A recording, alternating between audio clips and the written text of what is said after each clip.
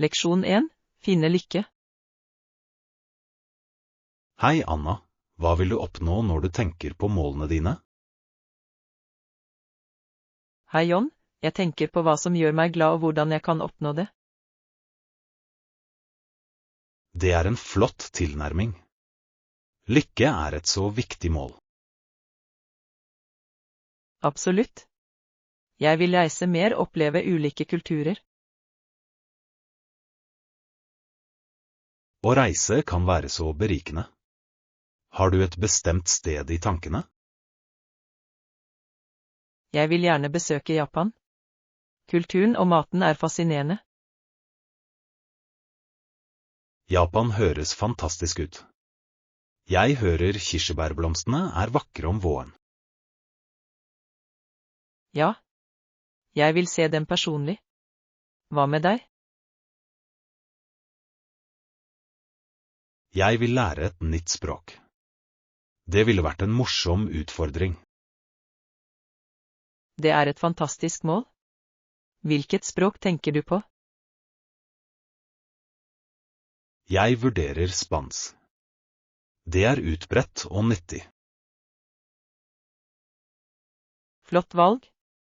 Dessuten åpner det opp for mange reisemuligheter. Nøyaktig. Jeg ønsker å komme i kontakt med flere mennesker under mine reiser. Leksjon 2. Ulvens løfte. Morgen, Anna.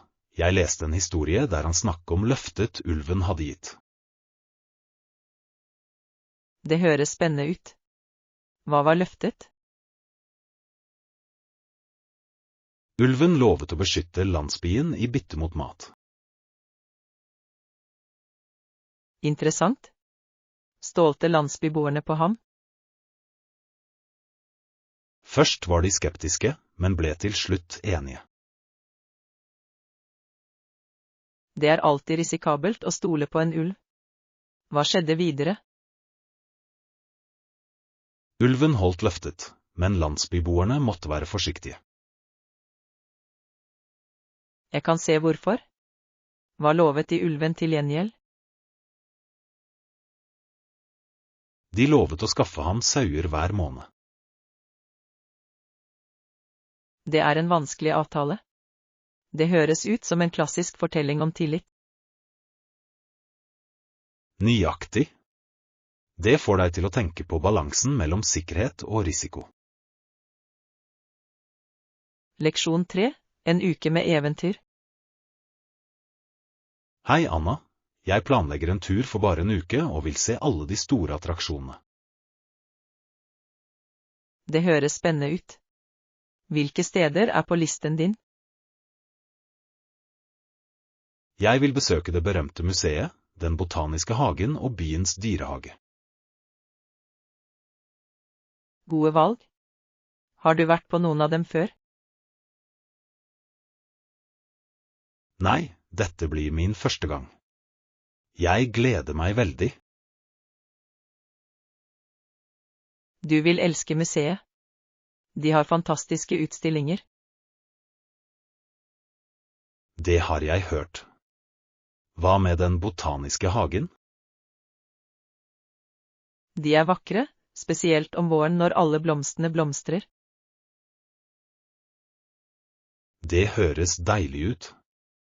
Jeg skal definitivt ta kameraet mitt. God idé. Du vil fange alle disse fargene. Nøyaktig. Og jeg er også begeistret for dyrehagen. Noen tips til det? Kom tidlig for å se dyrene når de er mest aktive. Takk for tipset. Jeg kan ikke vente på dette eventyret. Leksjon 4. Frisk frukt. Hei, Anna. Jeg har akkurat fått noen epler, bananer og appelsiner. Hyggelig. Er de friske og modne? Ja, de ser perfekte ut. Jeg kan ikke vente med å spise dem. Frisk frukt er best. Spiser du mye frukt? Absolutt. Jeg prøver å ha minst 2 stykker om dagen. Det er en god vane. Jeg elsker smoothies med bananer og bær. Smoothies er deilig. Jeg spiser vanligvis bare frukt. Å spise frukt er også flott. Hva er din favoritt? Jeg tror epler er min favoritt. De er sprø og søte. Jeg elsker appelsiner for deres saftighet. De er så forfriskende. Appelsiner er gode for hydrering. Liker du å lage mat med frukt? Ja. Jeg legger ofte frukt til salater eller lager fruktsalsa. Det høres velsmakende ut. Jeg burde prøve det med eplene mine. Leksjon 5. Finne overnatting. Morgen, Anna. Har du begynt å se etter overnattingssteder for turen? Ikke ennå. Jeg utforsker fortsatt alternativer. Har du noen forslag? Jeg fant et par fine hoteller på nettet som er rimelige. Det er nyttig. Er de i nærheten av attraksjonene?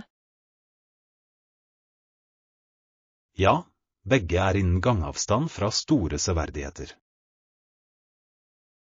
Perfekt. Jeg vil gjerne bo et sted som er praktisk. Det er også noen flotte vandrehjem hvis du foretrekker en sosial atmosfære. Vandrerhjem kan være gøy. Jeg liker å møte nye mennesker mens jeg reiser. Nøyaktig. I tillegg har de ofte kjøkkenfasiliteter for matlaging. Det er et pluss. Det sparer penger på måltider. Har du sjekket anmeldelser? Ja, anmeldelser er avgjørende. De hjelper til med å ta det riktige valget. Leksjon 6. Ytringsfrihetens kraft. Morgen, Anna. Jeg tenkte akkurat på hvordan ytringsfrihet er selve livet. Det er en dyp uttalelse. Hva fikk deg til å tenke på det? Jeg hørte en tale som understreket viktigheten av å uttrykke ideer åpent. Det er så sant. Ytringsfrihet lar oss dele tankene våre og få kontakt med andre. Nøyaktig. Det er avgjørende for et sunt samfunn. Uten den mister vi stemmen. Jeg er enig. Det er utrolig hvor stor innvirkning ordene våre kan ha på endring. Definitivt. Hele ballspillet endres når folk føler seg bemyndiget til å snakke. Ja. Hva var hovedpoenget med talen du hørte? Taleren sa at å dempe stemmer bare fører til uvitenhet og frykt. Det er et sterkt budskap. Det er viktig å oppmuntre til dialog, ikke stenge den. Absolutt. Det er slutten på talen min for i dag. Hva synes du? Leksjon 7. Kunsten å forsvare. Hei, Anna. Jeg har tenkt på hvordan forsvarsadvokater ofte trenger å få sympati for sine klienter. Det er et interessant poeng. Hvordan gjør de vanligvis det? De bruker ofte emosjonelle appeller for å få kontakt med juryen. Det gir mening. Følelser kan påvirke meninger betydelig. Nøyaktig. Av denne grunn er det mer sannsynlig at forsvarsadvokater velger rettssak fremfor en klageavtale. Høyre. En rettssak lar dem presentere saken sin mer overbevisende. De kan fortelle kundens historie på en måte som gir gjenklang med folk. Ja. Historiefortelling er et kraftig verktøy i ethvert juridisk forsvar.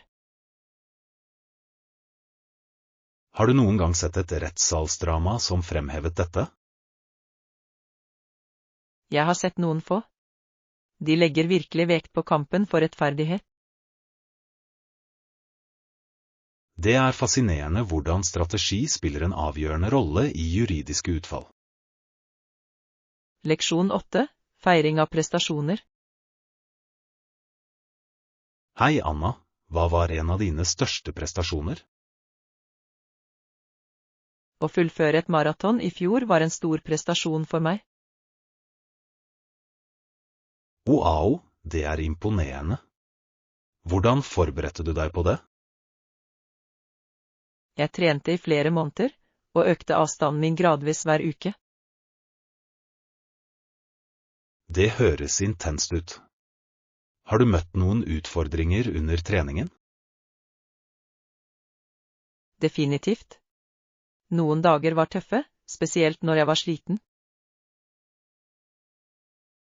Jeg kan tenke meg. Hva motiverte deg til å fortsette? Jeg minnet meg selv hele tiden på målstreken og hvor fantastisk det ville føles. Det er en flott tankegang. Hvordan følte du deg da du krysset målstreken? Det var utrolig. Jeg følte en blanding av utmattelse og oppstemthet. Jeg vedder. Har du tenkt å løpe et maraton til i fremtiden? Ja, jeg vil forbedre tiden min og kanskje prøve et annet kurs. Det høres ut som et fantastisk mål. Jeg beundrer engasjementet ditt. Leksjon 9. Friluftseventyr. Morgen, Anna. Jeg tenkte på å padle kajakk på sjøen denne helgen. Det høres gøy ut. Det er mange steder å velge mellom, ikke sant?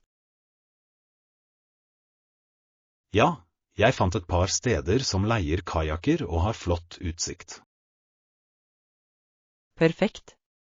La oss lage en liste over hva vi må ta med. God idé. Vi bør pakke rikelig med vann og litt snacks. Definitivt. Og ikke glem solkrem og hatter for å beskytte oss mot solen. Høyre. Det er lett å bli solbrent ute på vannet. Hva med å ta med et kamera for å fange øyeblikkene? Flott forslag. Vi vil huske den vakre naturen. Ja. Jeg er spent på dette eventyret. Det blir en dag å huske. Jeg også. La oss sluttføre planene våre senere i dag. Leksjon 10. Håndtering av datamaskinproblemer. Hei Anna, den bærbare datamaskinen min fungerer ikke som den skal. Å nei? Hva ser ut til å være problemet? Det går veldig sakte og noen ganger fryser det. Det høres frustrerende ut. Kanskje vi bør vurdere å få en oppgradering? Det kan hjelpe. Tror du jeg trenger mer RAM? Ja, å legge til mer RAM kan definitivt forbedre hastigheten. Jeg trenger kanskje også en ny harddisk. Hva synes du? En solid-state-stasjon ville vært en flott oppgradering. De er mye raskere. Det høres ut som en solid plan. Hvor skal jeg lete etter de? Du kan sjekke på nettet eller i lokale elektronikkbutikker. Det skal jeg gjøre. Jeg håper det løser problemene. Det burde det. Det er også viktig å holde programvaren oppdatert. Godt poeng. Jeg skal sørge for at alt er oppdatert. Leksjon 11, nattrutiner. Morgen, Anna. Jeg har innsett at jeg føler meg bedre om natten. Virkelig? Jeg våkner og føler meg uthvilt om morgenen. Jeg er helt enig. Jeg opplever at jeg er mer produktiv sent på dagen. Det er interessant. Hva gjør du i disse timene? Jeg jobber vanligvis med kreative prosjekter eller leser. Det er flotte nattaktiviteter. Jeg liker å slappe av med en film. Filmer er perfekte for avslapning. Hvilke sjangre foretrekker du? Jeg elsker komedier. De løfter alltid humøret mitt. Komedier er kjempebra. Jeg lener meg mot thrillere for spenning. Thrillere kan være intense. Ser du på dem alene eller sammen med venner? Jeg foretrekker å se dem med venner for den delte spenningen. Leksjon 12, å tale for rettferdighet. Hei, Anna. Jeg tror det er viktig å forfølge allmennhetens interesse med mot. Absolutt. Å snakke for større rettferdighet og medfølelse er avgjørende i samfunnet vårt. Høyre. Det krever tapperhet å stå opp for det som er rett. Hvordan kan vi oppmuntre andre? Vi kan starte med å øke bevisstheten om viktige saker. Det er en god idé. Sosiale medier kan være et kraftig verktøy for å spre budskap. Definitivt. Det gjør at vi raskt kan nå ut til et bredere publikum. Og vi kan etterlyse ansvar fra ledere og organisasjoner. Ja, ansvarlighet er avgjørende for fremgang. Hvordan tror du vi kan inspirere til handling? Å dele personlige historier kan motivere andre til å slutte seg til saken. Jeg er enig. Personlige forbindelser gjør problemet mer relaterte. La oss jobbe med et prosjekt for å synliggjøre noen lokale samfunnsutfordringer. Leksjon 13, romfasiliteter. Morgen, Anna. Har du sjekket ut romfasilitetene på det hotellet? Ja, de har alle nødvendige fasiliteter for et komfortabelt opphold. Det er godt å høre. Hva slags fasiliteter snakker vi om?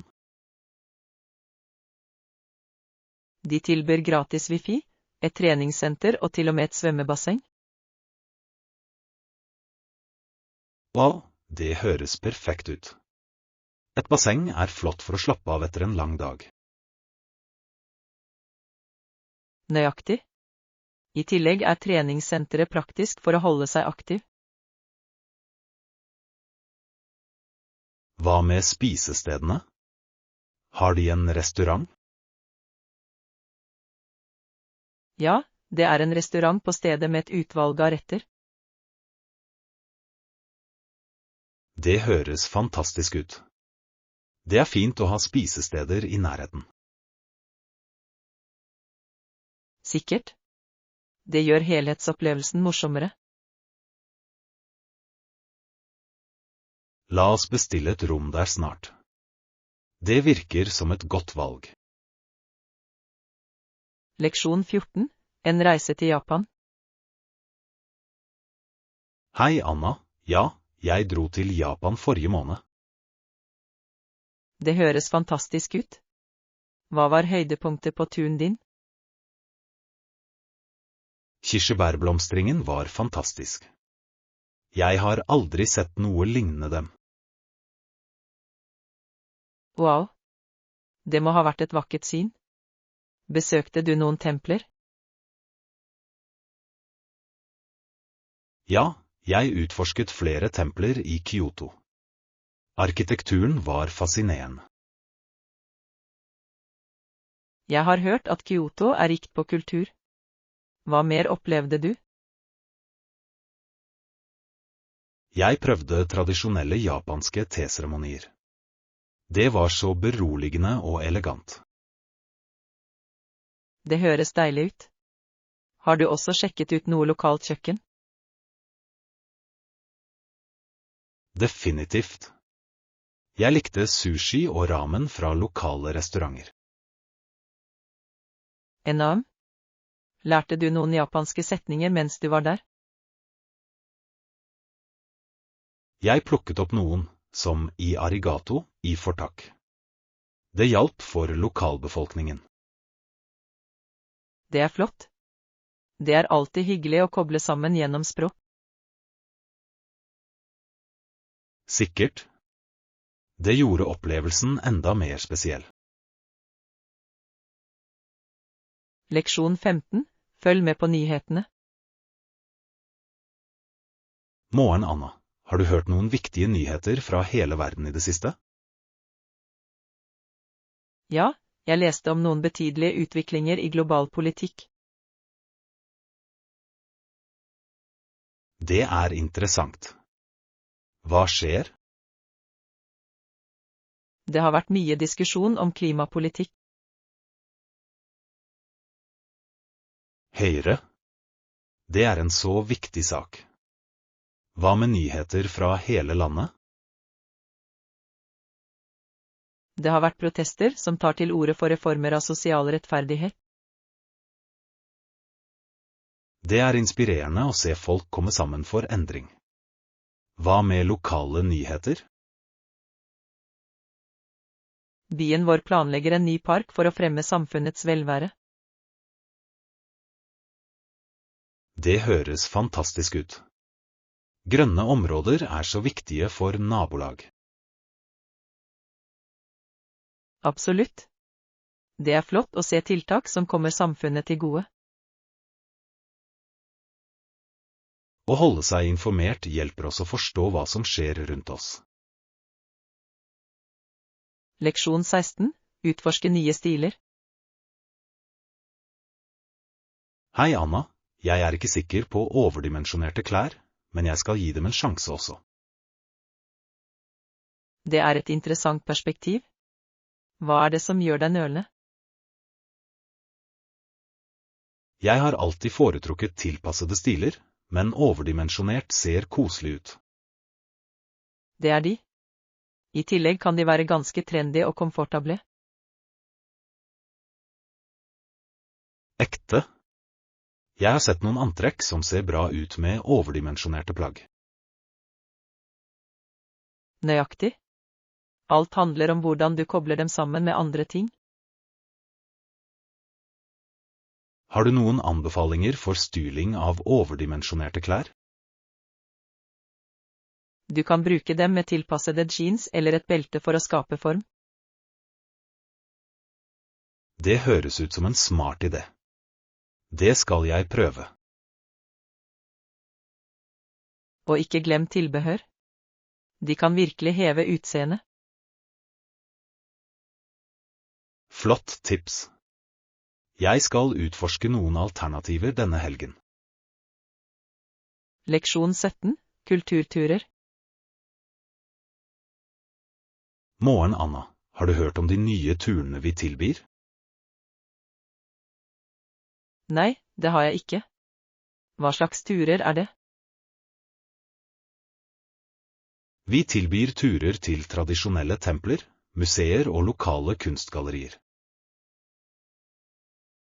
Det høres fantastisk ut. Jeg elsker å utforske kulturelle steder. Jeg også. Hvert sted har sin egen unike historie og skjønnhet. Absolutt. Er turene guidet? Ja, det er de. Guider deler fascinerende historier om hvert sted.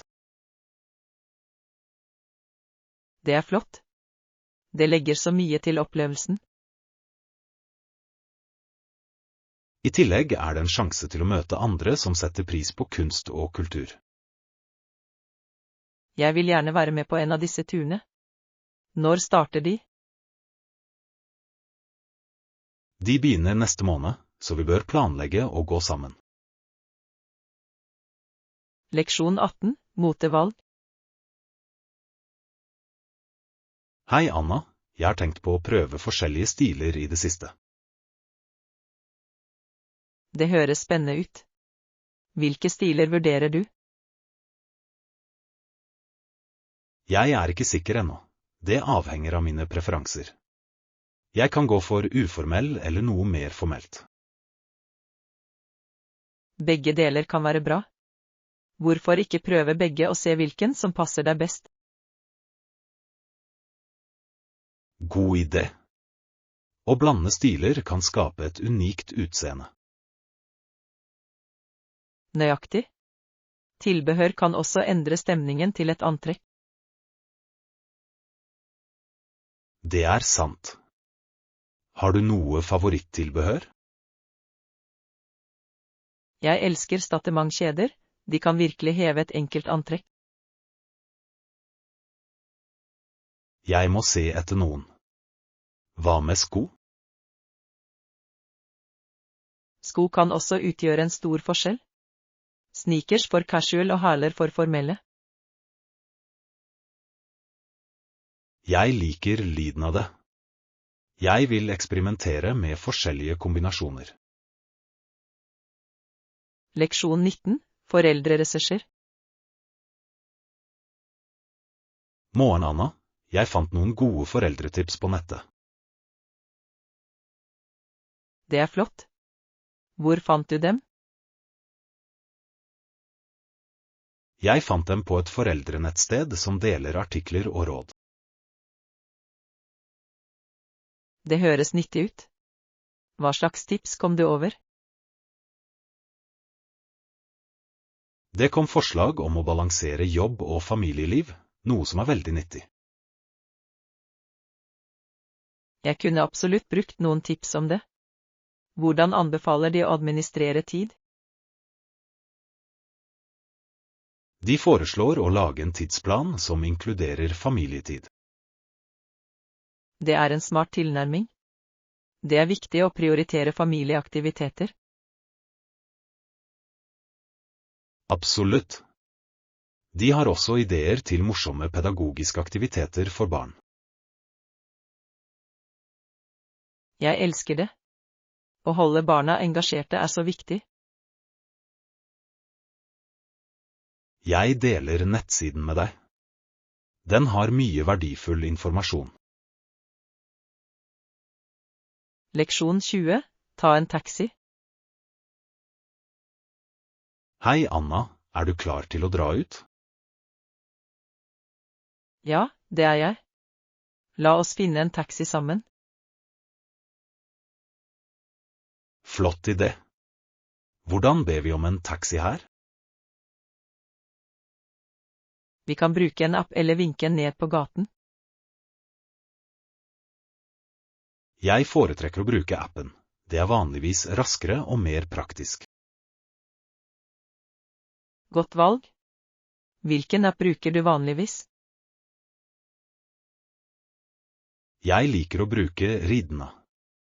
Det er brukervennlig og pålitelig. Det høres perfekt ut. Trenger du å sette opp en konto? Ja, men det er raskt å sette opp med bare noen få detaljer. Kjempebra. La oss komme i gang så vi ikke kaster bort tid. Høyre. Jeg åpner appen og angir destinasjonen vår. Stor. Jeg kan sjekke beregnet ankomsttid for taxien. Høres bra ut. Dette vil gjøre turen vår så mye enklere. Leksjon 21, økonomisk ulikhet. Morgen, Anna. Jeg har tenkt på den økonomiske ulikheten i landet vårt. Det er en betydelig sak. Mens mange av våre innbyggere trives, tviler andre på løftet om fremgang. Nøyaktig. Det er frustrerende å se et slikt gap mellom ulike samfunn. Ja, og noen føler seg etterlatt til tross for den generelle veksten. Hva tror du kan gjøres for å løse dette? Vi trenger mer inkluderende politikk som støtter marginaliserte grupper. Definitivt. Utdannings- og jobbtreningsprogrammer kan gjøre en forskjell. Avtalt. Å styrke enkeltpersoner er nøkkelen til å lukke gapet. Det er avgjørende å sikre at alle har tilgang til muligheter. Absolutt. Vi bør gå inn for endring i lokale myndigheter. Ja. Hver stemme er viktig for å skape et mer rettferdig samfunn. Leksjon 22. Analysere budsjettet. Hei Anna, har du sett den siste budsjettrapporten? Ja, det har jeg. Det er ganske detaljert og organisert. Jeg ble imponert over hvor gjennomsiktig den er. La du merke til avsnittene om utdanning? Absolutt. De bevilget et betydelig beløp til skoler og programmer. Det er flott å se. Utdanning er avgjørende for fremtidig vekst. Definitivt. Jeg likte også hvordan de inkluderte finansiering til samfunnsprosjekter. Ja, samfunnsengasjement er så viktig. Hva syntes du om helsebudsjettet? Jeg syntes det var rimelig, spesielt med fokus på psykiske helsetjenester. Nøyaktig. Psykisk helsestøtte blir ofte oversett i budsjettdiskusjoner. Det er på tide at den får den oppmerksomheten den fortjener. Hadde du noen bekymringer angående rapporten? Jeg la merke til at noen områder fortsatt virker underfinansierte, som offentlig transport. Det er et godt poeng. Å forbedre transporten kan være til nytte for mange innbyggere. Sikkert. Alt i alt tror jeg det er et positivt skritt fremover. Leksjon 23. Utforske kunst. Morgen, Anna, jeg har tenkt på kunsten min i det siste. Jeg maler mest landskap og stilleben. Det høres vakkert ut. Jeg elsker stillheten i landskapet. Hva med deg? Jeg liker å fange naturens skjønnhet, men jeg vil også utforske abstrakt kunst. Abstrakt kunst kan være så uttrykksfull. Har du prøvd det ennå? Ikke ennå, men jeg gleder meg til å eksperimentere med farger og former. Det er en god idé. Det handler om å uttrykke følelser gjennom kunst. Nøyaktig. Jeg tror det ville vært befriende å bryte opp fra tradisjonelle former. Absolutt. Hva inspirerer landskapet ditt? Jeg henter ofte inspirasjon fra mine reiser og lokale parker. Naturen er en så flott mus. Jeg vil gjerne se de nye abstrakte stykkene dine. Jeg vil definitivt dele dem når jeg begynner. Leksjon 24. Markedsføringsstrategier. Hei Anna, jeg leste om hvordan effektive markedsføringsstrategier kan øke salg og kundeengasjement. Hei John, det er et interessant tema. Hvilke strategier kom du over?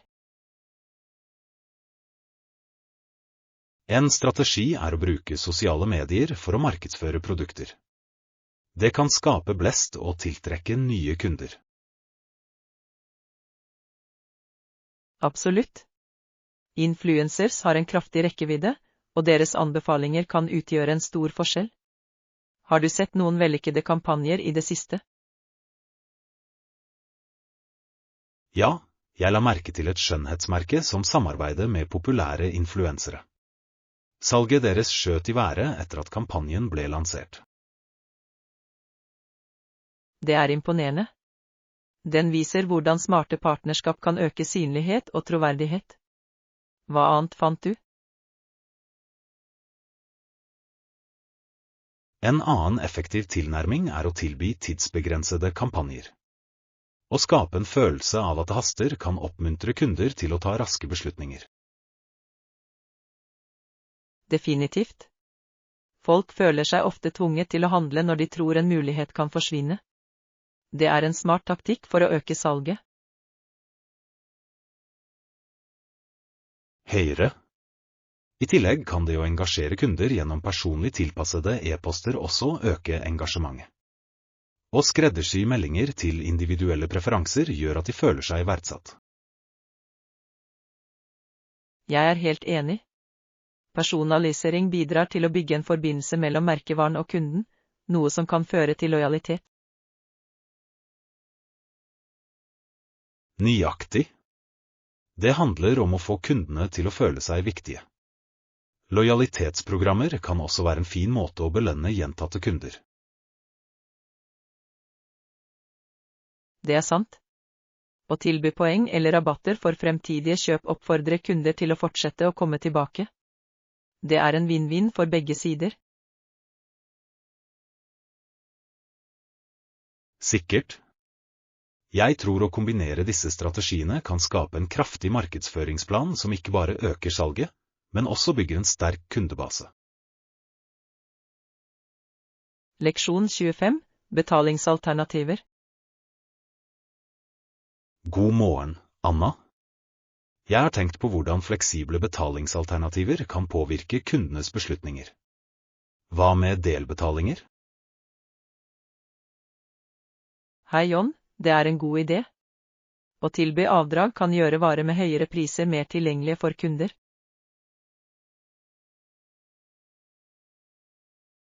Nøyaktig. Det lar kundene budsjettere kjøpene sine bedre, noe som gjør det mer sannsynlig at de kjøper. Hva synes du om frister for disse betalingene? Tidsfrister kan skape en følelse av at det haster, noe som kan oppmuntre kunder til å forplikte seg tidligere. Imidlertid må de være rimelige for å unngå overveldende kjøpere. Absolutt. Å sette klare og håndterbare tidsfrister er avgjørende.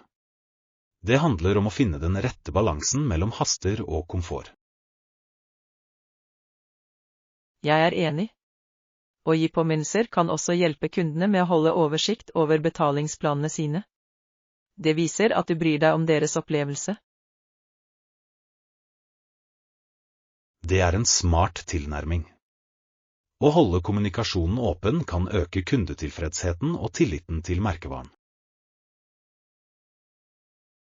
Definitivt. Det handler om å gjøre kjøpsprosessen så smidig og gjennomsiktig som mulig. Har du sett noen merker implementere dette?